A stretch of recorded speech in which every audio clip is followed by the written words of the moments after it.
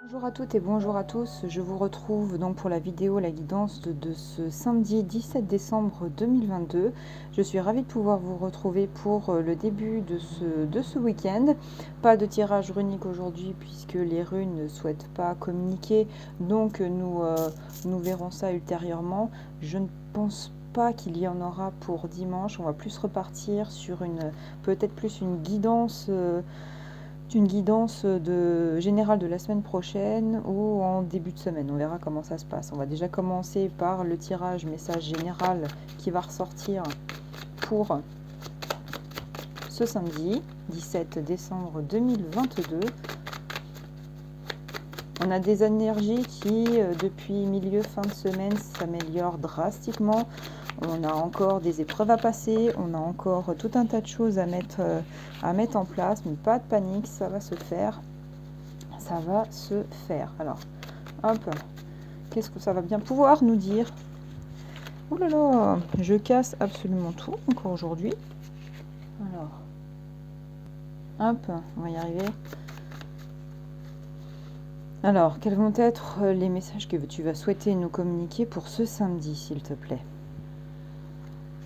Ça va nous parler de quoi? Ça nous parle du guerrier, le sanglier celte. Pour ceux qui ont des notions mythologiques, notamment, là-dessus, je vous renvoie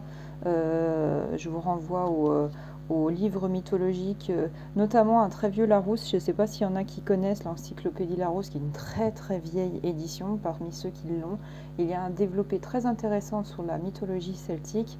Donc là, on parle d'un animal qui est combatif. Le sanglier, c'est un animal qui peut être très dangereux, c'est un animal qui est combatif et c'est un animal qui est protecteur aussi, puisque c'est un animal qui vit en clan, donc protecteur aussi au niveau tribal, au niveau familial. La combativité, tes émotions vont être en proie à l'action, la volonté d'agir et de mettre en place ce qui est nécessaire et ce qui doit être protégé. Fais attention à ne pas agir sans réflexion. Moi, ça fait totalement écho au tirage runique pour la guidance générale de ce week-end. On est tout à fait en adéquation avec ça. On va partir ensuite avec un message des cristaux, voir un petit peu la tendance au niveau émotionnel, spirituel, qui va pouvoir en ressortir pour ce samedi. On va regarder un petit peu ça.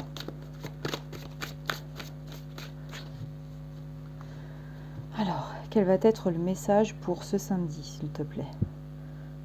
Hop, et cela nous dit quoi? Cela nous parle du voyage dans le temps, des moments présents.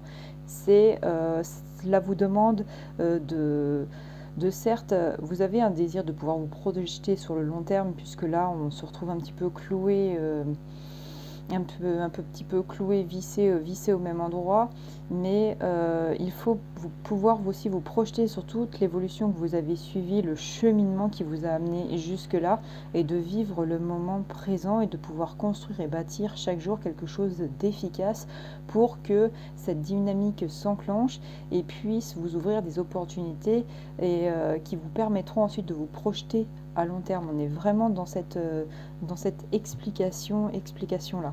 On va voir avec l'oracle des 77 que j'ai hâte de recevoir aussi, il est très intuitif aussi et assez percutant au niveau de ces messages. Comme je disais, je suis pas du tout sur le style sur l'art abstrait ou je suis plutôt sur l'art primitif, on va dire, dans ce qui pourrait être sujet à l'abstraction, mais j'avoue que cet oracle, étrangement, m'a beaucoup plus parlé que d'autres. Alors, quel va être le message pour ce samedi, s'il te plaît? Donc cela nous parle du loup, du renard.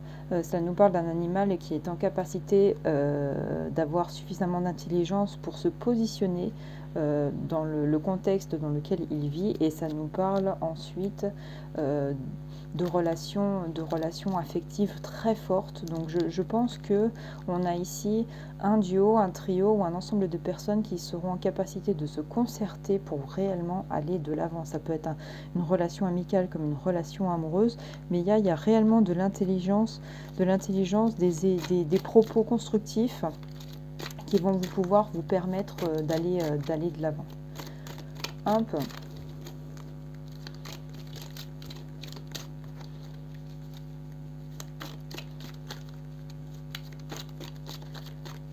alors, qu'est-ce que ça va pouvoir nous en dire, s'il te plaît?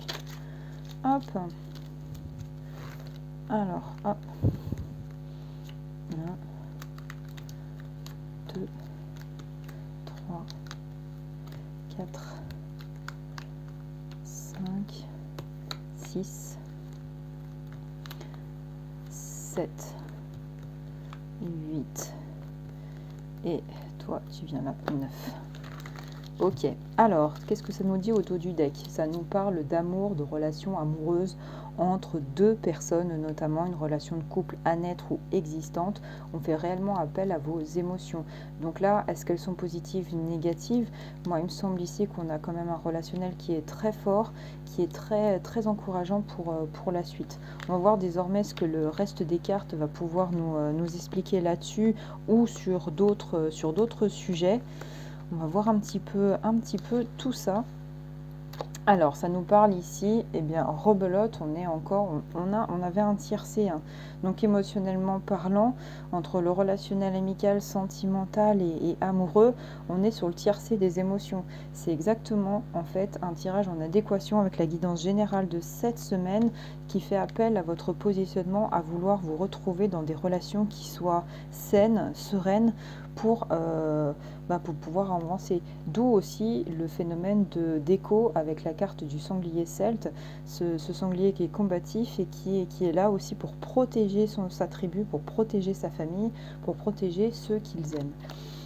On a ici le soleil, donc on a vraiment une situation solaire intrapersonnelle qui va ensuite pouvoir rayonner sur votre avenir, sur votre présent proche et sur les jours et les semaines qui arrivent. Le repos, la carte du repos, en écho notamment avec ce qui sortait au niveau du tirage runique de la guidance de ce week-end, je vous y renvoie.